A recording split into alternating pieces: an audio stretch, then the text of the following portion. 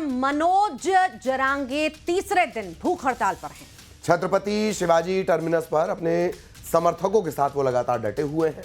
उनके आंदोलन को काफी समर्थन भी मिल रहा है। मुंबई पुलिस ने उनके आंदोलन को एक और दिन के प्रदर्शन की अनुमति मुंबई पुलिस की तरफ से उन्हें दी जा चुकी है।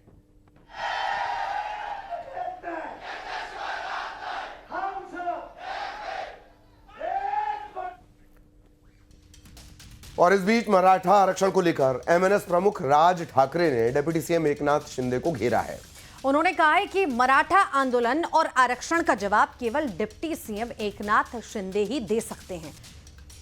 राज ठाकरे ने तंज कसते हुए कहा कि पिछली बार शिंदे ने इस मसले को हल कर दिया था, लेकिन अब यह मुद्दा फिर से उठ खड़ा हुआ है।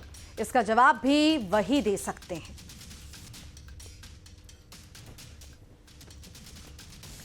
बिहार में महागठबंधन के सीएम चेहरे को लेकर सस्पेंस बना हुआ है। राहुल गांधी ने भी इस मसले पर साफ साफ कुछ नहीं कहा है। और इसी बीच तेजस्वी यादव ने राहुल गांधी के सामने वोटर अधिकार यात्रा के मंच से खुद को सीएम उम्मीदवार के तौर पर पेश किया। दरअसल तेजस्वी यादव ने मंच के सामने खड़ी जनता से पूछा, उन्हें डुप्लीकेट सीएम चाहिए या ओरिजिनल सीएम।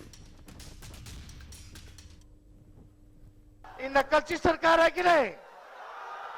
नकल कर रही है कि नहीं? मेरा कर रही है ना?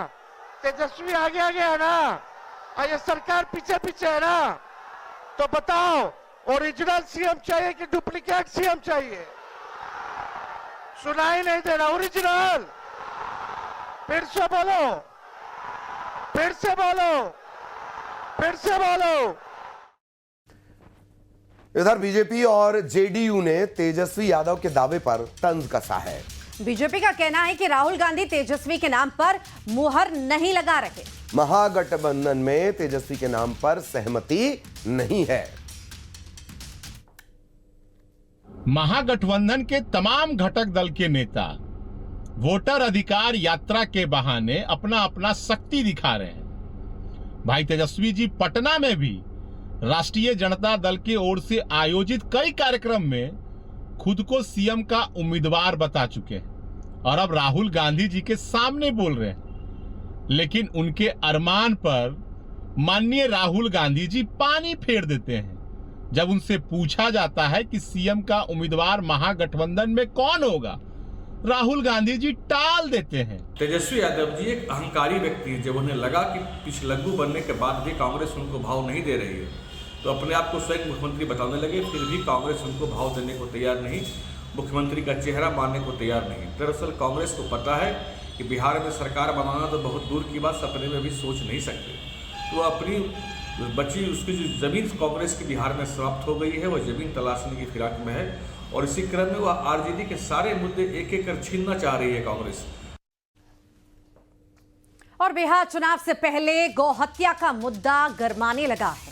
शंकराचार्य अविमुक्तेश्वरानंद की गौ भक्त सेना बिहार कूच करने वाली है और शंकराचार्य खुद बिहार के हर जिले का दौरा करेंगे। इस दौरान वे गोमतदाता संकल्प सभा को संबोधित करेंगे और मतदाताओं से अपील करेंगे कि वे सिर्फ उन पार्टियों को वोट दें जो गो हत्या पर बैन लगाने और गाय को राष्ट्रमाता घोषित करने का वचन दें। आगे उन्होंने नारा भी दिया कि करे जो गोमाता पर चोट, हम कैसे दें उसको वोट। शंकराचार्य अभिमुक्तेश्वरानंद सरस्वती ने यह ऐलान मुंबई के बोरीवली कोरा केंद्र में आयोजित गो संसद के प्रदेश प्रभारियों की बैठक में किया।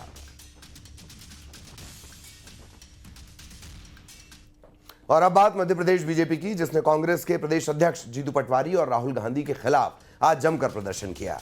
मुद्दा था महिलाओं का अपमान। दरअसल कुछ दिनों पहले पीसीसी चीफ जीतू पटवारी ने एमपी की महिलाओं को शराब पीने में आगे बता दिया। तो वहीं दूसरी तरफ राहुल गांधी की यात्रा में पीएम मोदी की मां के लिए अभद्र भाषा का इस्तेमाल किया गया। इन दोनों ही मुद्दों पर आज बीजेपी की महिला कार्यकर्ता सड़कों पर उतरी। राहुल गांधी की सांकेतिक शव यात्रा उनके द्वारा निकाली गई। मांग ये की गई कि इस मामले में जल्द राहुल गांधी सार्वजनिक तौर पर माफी मांगें।